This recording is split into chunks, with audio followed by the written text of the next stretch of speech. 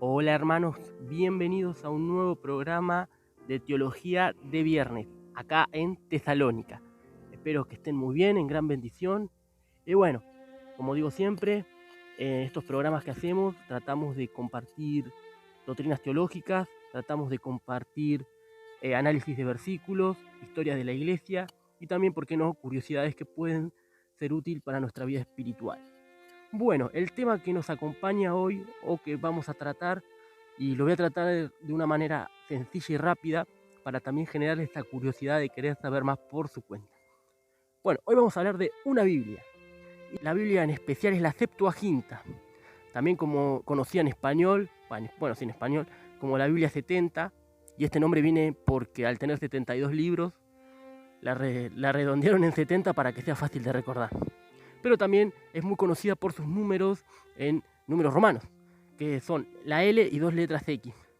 Así que, por si la reconocen más de esa manera. Bueno, básicamente, ¿qué es la Septuaginta? La Septuaginta vendría a ser la traducción del Antiguo Testamento, el cual está escrito en hebreo y arameo, a lo que es el griego koiné, ¿sí? De esa época. ¿Qué es el griego koiné? Bueno, podríamos decir que el griego koiné, para tratarlo hoy en día, sería como el hablar común entre conocidos, pongámosle. Porque en esa época, como hoy también en la actualidad, ¿no?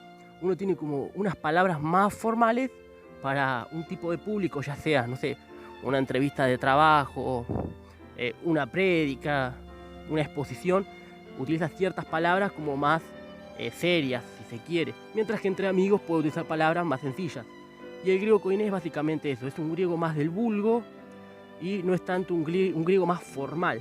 Y eso es interesante, porque si vemos todas las traducciones de la escritura, generalmente están traducidas en una manera fácil de comprender, en una manera en la que el lector, ya sea con un gran intelecto o sin un gran intelecto, pueda comprender esas verdades impresas en la escritura. Así que bueno, básicamente podríamos decir que la Septuaginta es eso, es la traducción de la Tanaj y la ley a lo que es el griego koiné. Esto fue, quien lo pidió fue Ptolomo II, que era el monarca griego de Egipto.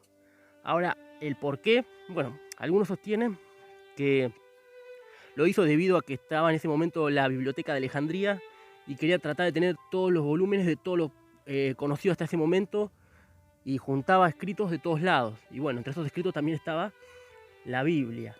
Y algo interesante de esta escritura que sostienen los teólogos antiguos y también, bueno, muchos teólogos actuales, ¿no? Es que esta traducción, o sea, la Septuaginta, es la que usaba Jesús para exponer las verdades bíblicas. Que cuando Jesús citaba la escritura, estaba citando la Septuaginta. Y es un dato interesante ese de tener, porque si tenemos en cuenta el público de Jesús, hablaba griego. De hecho, irónicamente, los viajes misioneros de Pablo, que también hablaba griego, en toda Asia Menor hablaban griego y en todas partes por donde se movieron sus viajes misioneros hablaban griego. Y esto, por supuesto, es obra del Señor, ¿no? Que a través de los diferentes imperios que hubo, el Señor se movió con poder. Y aún cuando estaba el Imperio Romano, que ya hablaban en latín, sin embargo la gente seguía hablando en griego, porque bueno, previamente habían sido del Imperio griego. Y bueno, ese es un dato interesante, ¿no? El ver cómo esa traducción de la Biblia, de hecho, pasó de Judea a todas las partes donde los hebreos que estaban hablaban griego, porque de hecho muchos hebreos que estaban en otras partes, que habían nacido en otros pueblos, perdón, en otros países ya, no hablaban lo que era el griego, no hablaban lo que era ni el hebreo ni el arameo. Quizás sí conocían algunas palabras del hebreo, pero de ahí a leer toda la Tanaj ya era una proeza muy grande.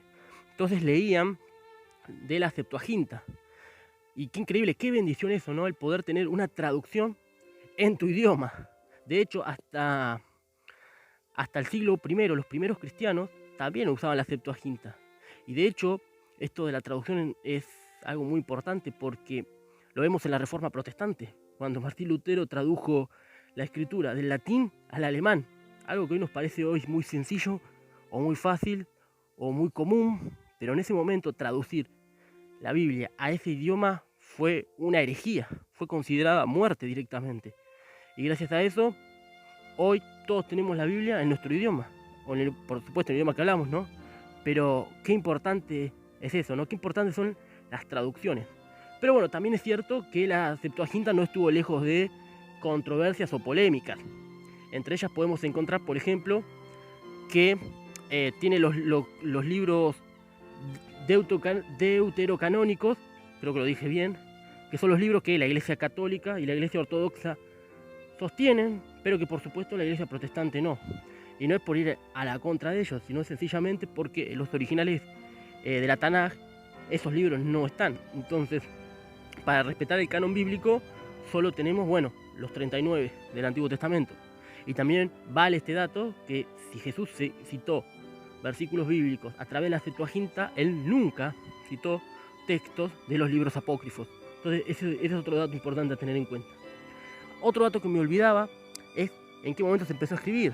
Bueno, básicamente la ley, que es la primera parte, digamos, de la Tanaj, como también de nuestra Biblia, y como por supuesto el Antiguo Testamento, para que sea más claro, lo comenzaron a escribir, se cree, aproximadamente en el 280-240 antes de Cristo. Aproximadamente. Y la Tanaj, que sería el resto de la Biblia, sacando la ley, se cree que se empezó a escribir 130 años antes de Cristo. Algunos eruditos también, por supuesto, sostienen que algunos libros, como los de Esdras o los de Sabiduría, se escribieron después de Cristo. Pero bueno, eso ya es cuestión de ver y analizarlo. Pero bueno, eso es más o menos lo que les quería compartir de que hoy sentí para traerles esos datos interesantes de lo que es la Septuaginta, una Biblia que marcó un antes y un después, porque llevó la escritura a todo judío que estaba fuera de Judea y que podía a través de ella aprender la palabra y aprender de tradiciones de su pueblo también. Y por supuesto, después de la Septuaginta también llevó a otras traducciones, ¿no? De hecho, nuestra Biblia, gracias a la Septuaginta, es como es, porque tenemos los mismos libros. Y también incluso la Vulgata Latina, a la hora de traducir el Antiguo Testamento, no lo hizo de ninguna otra Biblia, sino más bien lo hizo de la Septuaginta. De hecho, también puso esos libros deuterocanónicos, aunque por decisión de Jerónimo, algunos libros de esos no fueron hechos. Jerónimo fue quien hizo la Vulgata, ¿no? Y algunos libros los quitó, mientras que la Iglesia Ortodoxa los mantuvo y la Protestante ya los había quitado hacía mucho igual. Pero bueno, les quería más o menos compartir esos datos de una de las Biblias que marca un antes y un después en lo que sería la era, sí, podríamos decir el principio de la era cristiana, porque es una Biblia que los cristianos utilizaron, como dije antes, todo el primer siglo, y que permitía ver la luz de Dios en la escritura de una manera clara, ¿sí? De una manera, en idioma claro, de una manera fácil de comprender. Así que bueno, les quería compartir estos datos. Por supuesto, podía hacerlo un poco más extenso, pero preferí hacerlo algo práctico y sencillo para generarles cierta curiosidad sobre esa traducción y, por qué no, curiosidad también sobre otras Biblias. Y sobre qué Biblias recomiendo, qué no recomiendo. Estaría bueno también hacer un podcast. Yo soy más seguidor de las Biblias que se les denomina Textus Receptus, es decir, el Señor dijo y así se escribió. También está la otra postura del texto recibido y el texto interpretado, que hay muchas Biblias que son así también, y que estaría bueno también analizar ambos puntos, pero sí, eso ya sería para un video un poco más extenso, con un poco más de datos técnicos y no tan así hablado por arriba, pero estaría bueno hacer eso, y tengo pensado también hacer un podcast de eso ya un poco más técnico. Por ahora quería compartirles eso de esta Biblia muy interesante y que sé que les puede ser de bendición saber de ella, y que me gustaría que les motive a seguir investigando un poco más de la misma y conocer más su historia. Así que bueno, sin más, les mando un fuerte saludo, un fuerte abrazo. Este domingo no voy a predicar yo, voy a predicar a un reformado antiguo. No estoy por ahora predicando, básicamente porque el Señor no me da un mensaje claro para predicar. Así que ese es el motivo. No quiero hacer una prédica por hacer, sino más bien siempre trato de predicar un mensaje que el Señor me dé. Y para eso prefiero poner una prédica de algún predicador reformado que haya sido de bendición para esa generación, porque también puede ser de bendición, o mejor dicho, es de bendición en estos tiempos, porque la palabra del Señor es una, y la palabra del Señor corre, y la palabra del Señor no puede ser detenida. Así que sin más, un fuerte abrazo para todos, bendiciones, y bueno, si quieren algún podcast especial de algo o alguna pregunta, ya saben, déjenlo en los comentarios. Gracias por su apoyo constante. Y bueno, poco a poco vamos a ir mejorando estos podcasts y trayendo el contenido que sea de bendición sobre todas las cosas y que les sirva. Así que un fuerte abrazo, el Señor los bendiga y hasta un próximo podcast.